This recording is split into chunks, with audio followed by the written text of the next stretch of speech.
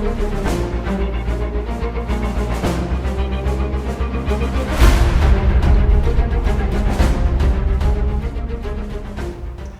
what's going on, everybody? Professor Demetrius here with Coach Craig at the Academy, and it is time to show you guys one of my favorite attacks when I get somebody's back with the hooks and over-under. Let's begin. So what we're going to do here is Coach Craig is going to be in a seated position. I'm right behind him.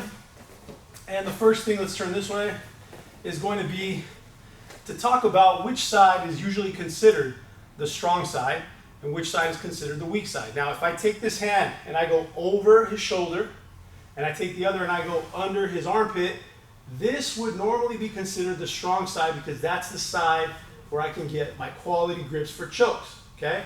The underhooking side is considered the weak side and usually the preferred side for the person who's trying to escape. Now, let's make one thing clear first, right?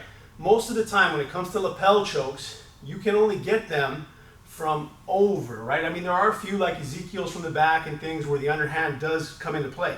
But for the most part, bow and arrows, basic collar chokes, things like that, you're going to be reaching over the top of somebody's shoulder and shooting that thumb into the collar, right? Back in the days, they used to tell us this hand would go over and point at the exit. And so what Coach would want to do in this case is lean himself over, start turning his shoulders, putting his back on the ground, and possibly ending up on top, okay? But that being said, hands that go over are usually attacking. Hands that go under are amazing for control, right? Matter of fact, if you get double under on somebody with hooks, it's going to be a really big challenge for him to get away from this position here, okay? Only problem is I don't have a lot of threats, okay? So the idea here is to go over under or over under. Now, from this position, if Coach Craig, let's move a little. If Coach Craig decides that he should go to the traditional exit, he's going to be falling to the weak side. And when that happens, I need to make sure that my head stays glued to his shoulder. If I back my head up and his shoulders rotate and he gets his shoulders on the ground, game over, he's out, and I got to find a way back to a good position, okay? So right now, super important for me to keep my head glued. Matter of fact, look at it as a race, right? We're both trying to get to that side right now. I know he's going to go there, but I got to make sure my head gets there before his, okay? So as he starts to push himself to the side, we stop here. Nice and tight. My seatbelt control is super tight.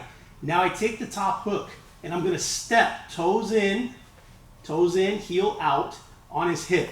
And now I'm going to push his hip down and create a hook right here, okay?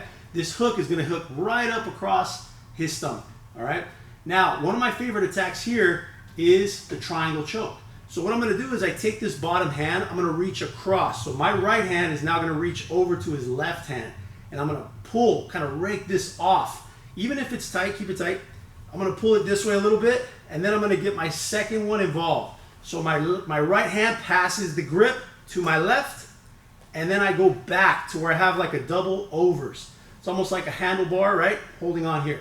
Now I push this down, and I find a way here to get my heel right inside the bend of his arm, okay? Now I'm going to pull that back, boom. Now from here, if I want to work on chokes, I have a really good opportunity here to start looking for basic collar chokes. So this would be one of my favorite attacks as well, but since today we're going for the triangle, let's talk about that. Now, from here, for me to get the triangle, I think it makes more sense for us to push our opponents to the other side. So I'm going to take my hips, I lock my legs nice and tight, and I'm going to shoot my hips across so that he falls this way. Let's turn. Okay, so we're here. I have the over-under. My foot is inside, keeping this hand out of the party, okay? Now, I could go for my chokes, but now I'm going to take this hand that was the underhook. It was the weak side hand, and I'm going to grab my shin, okay? As I do that, I'm going to slide this hand to the floor, no longer need it, and I'm going to take my foot off of my partner and place it behind his back. Now I rotate a bit here and hook skyward. Okay, so my leg comes up, I get a nice tight bite across Coach's neck, and I'm going to fold my feet in the manner of a triangle here. Okay, now I squeeze and I get my submission. Okay, so one more time. Let's kind of turn this way so we can see all angles. Hooks are in. Over, boom, under. All right, he's got his defense going. Now from here, he wants to get to weak side. Don't unglue your head. Keep your head close. Step on the hip, toes in, heel out. Shift him down and get a bite across his stomach. Now from here, 3 grip passes. The first hand, I pass this one, boom, that's 1. Boom, that's 2, boom, that's 3. Okay, now I can get this hand out of the way and give myself space to wedge my heel into the bend of his elbow. Once my heel gets in there, it's pretty strong. It's time to pull that arm away from the defensive positions that it wants to be in.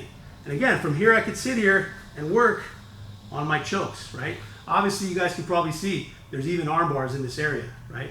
But since we're changing the plan to a triangle, we're gonna shoot our tightly squeezing legs across and land on the opposite side. Okay, we're gonna turn again. So I was here, okay? Hand grabs across to my shin. So my right hand reaches my left shin. Don't grab your toes. You grab your toes and you try to hit a triangle, you're not gonna have a landing space for your opposite leg. So give yourself a landing space. Hand on the floor, foot on the floor, hook. From here, lock it up, give a little push to the shoulder, and finish, okay?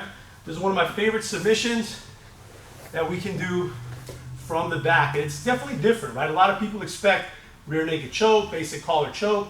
This is a good way to increase your percentages of finishing people from the back. Think about this, guys.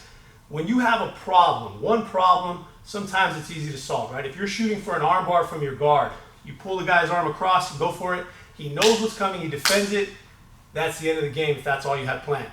We don't want to create problems. We want to create dilemmas. Dilemmas are more than one problem. You have many problems stacked. Well, in this case, I'm on his back. I have options for chokes. I have options for arm locks, and I have options for triangles. So this creates a dilemma and makes the back what it should be, a big, big problem, okay? Let's do it one last time just to get another angle. Let's go from here, okay? So from this position, over and under, he starts to go. Watch what my foot does. It steps on the hip. I pressure down and hook. 3 grip switches, 1, 2, 3. Heel goes in, shoots across, okay? Now, hand grabs the shin, other hand on the ground.